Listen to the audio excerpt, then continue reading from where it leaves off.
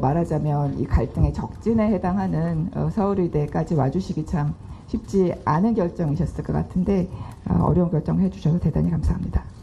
우리가 알고 있는 K의료는 다들 아시다시피 성적이 좋죠. 전문의를 만나기가 쉽고 내가 원할 때 내가 원하는 병원에 갈 수 있습니다. 하지만 장상윤 사업회 수석께서 지적하셨듯이 응급실 뺑뺑이 소아과 오픈런 3분 진료 지역의료의 소멸에 어두운 면도 가지고 있습니다. 여기에 저는 한 가지 더 문제를 말씀드리고 싶습니다. 이 그래프는 OECD 데이터이고요.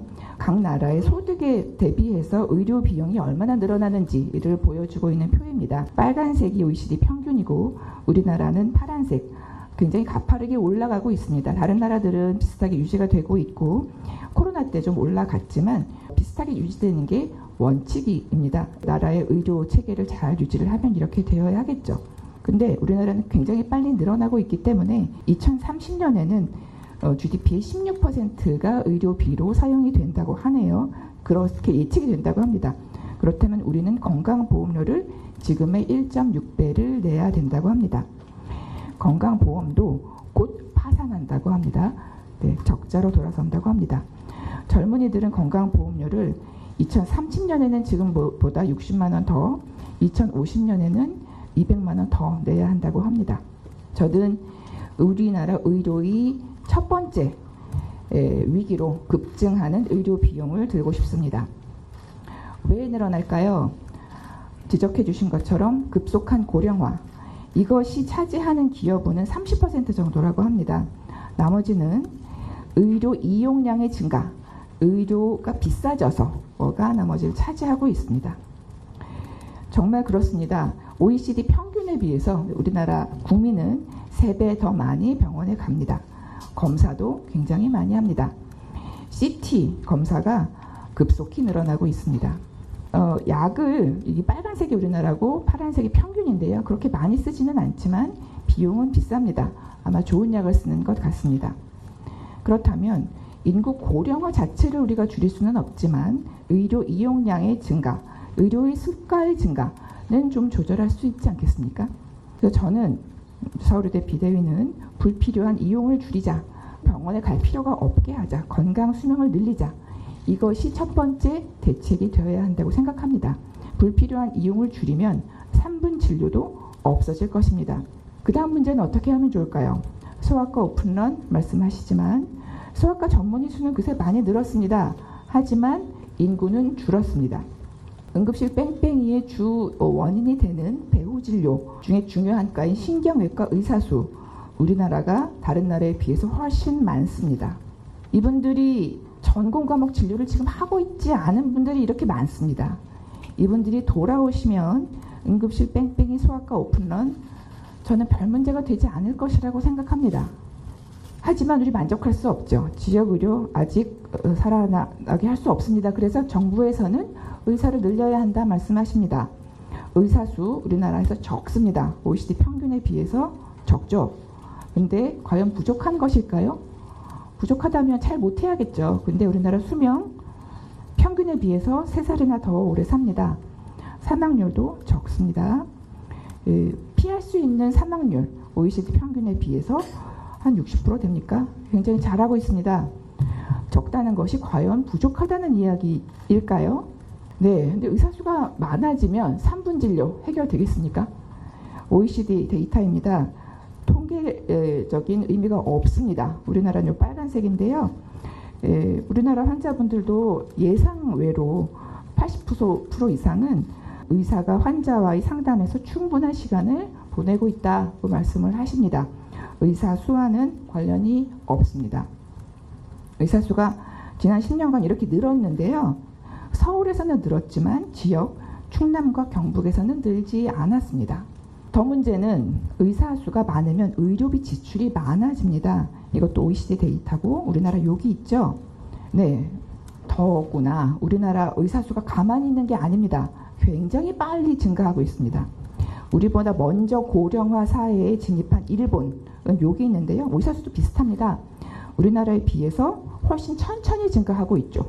그래서 의사 수가 늘면 비용이 더 느는데 사실 의사들은 이게 걱정입니다. 게다가 우리나라 청년들은 점점 줄고 있죠.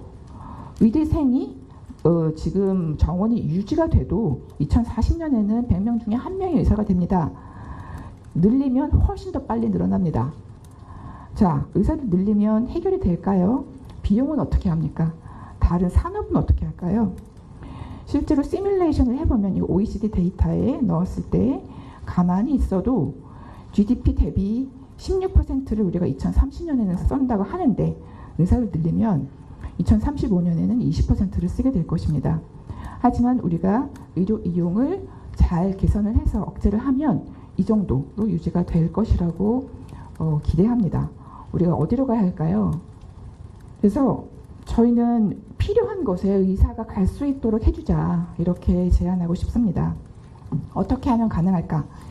이미 우리 국민들은 알고 있습니다. 저희 비대위에서 4월, 5월, 6월에 걸쳐서 조사를 했고 국민들께서 잘 응답해 주셔서 책까지 만들었습니다. 아직 팔고 있습니다. 조금 비쌉니다. 네, 나와 나의 질병을 아는 전문가가 있으면 좋겠다. 의사와 건강 전문가의 팀이 이루어져서 나를 진료해 주면 좋겠다. 1차 의료 강화해달라 말씀하시면서 필수 의료는 좀 돈 더 내도 되겠다. 소송 여건 개선해주면 좋겠다 말씀하시고 계십니다. 그래서 나와 나의 병을 잘 아는 전문가 팀 1차 의료 강화해서 환자 중심의 의료 체계 만들어 주시기 바랍니다. 그리고 소송 여건 필수 의료 지원하셔서 지속 가능한 의료 체계를 만들어 주시기 바랍니다. 실제로 작년 말에 건강보험공단에서 연구 용역을 하였고 여기서 환자 중심의 1차 의료 시범 사업을 이렇게 잘 참여를 해주시면 우리나라 의료비가 이렇게 억제가 잘 된다는 것을 연구 발표를 하신 바가 있습니다. 자, 요 며칠간 교육 문제 되고 있지요. 이게 뭘까요? 우리나라 서울대학교 의과대학 1학년, 2학년, 3학년, 4학년 본과의 학습표입니다. 저희 학생들은 수강 신청하지 않습니다. 빡빡한 수업 다 들어야 되고요. 방학도 며칠 되지 않습니다. 하지만 너무나 중요하기 때문에 공부 열심히 해야 됩니다. 그래서 우리나라에는 한국의학교육평가원이라는 것이 있어서 우리나라에서 배출되는 의사들이 충분히 공부하고 나갈 수 있도록 세계의학교육연합회 평가를 득하여 질 좋은 의사를 죄송합니다.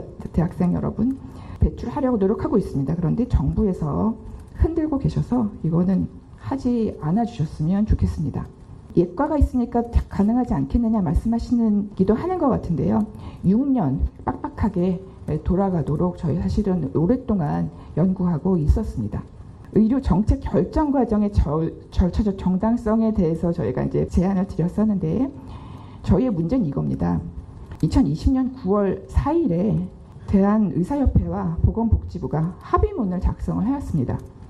의대 정원 통보 등 일방적 정책 추진을 강행하지 않는다고 서명하셨습니다. 저희 소위 집단행동이라고 말씀하시지만 사실 집단행동 잘 모르겠습니다. 이런 합의문을 4년 전에 꽝꽝 하셨는데 아무 상의 없이 파기하셨기 때문에 젊은이들이 더 이상 믿지 못하겠다. 존중받지 못하는데 내가 꼭 의사를 해야 되나 이래서 뛰쳐나간 것으로 저희는 이해하고 있습니다.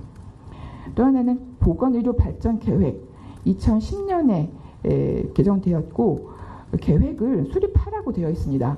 근데 본 적이 없습니다. 보고 싶습니다. 의료개혁특별위원회에서 열심히 개혁을 해주시고 계신데요. 임시조직이고 어떻게 무슨 말씀을 하고 계신지 사실 몰라서요. 좀 알고 싶습니다. 그래서 과연 우리가 하고 있는 개혁이 국민을 위한 것이 맞는가, 임상에 적용할 수 있는가 궁금합니다. 오늘은 이렇게 어려운 자리 와주셔서 숙론을 해주셨으면 좋겠습니다. 최재천 교수님께서 굉장히 좋은 컨셉트를 이제 제안해 주셨는데 저희가 바라는 것이 바로 이것입니다. 저희가 바라는 의료 개혁은 국민들께서 말씀하시는 것처럼 지속 가능했으면 좋겠고 환자 중심이었으면 좋겠고 우리가 다 같이 합의할 수 있는 뜻을 모아서 만드는 의료 체계였으면 좋겠습니다. 감사합니다.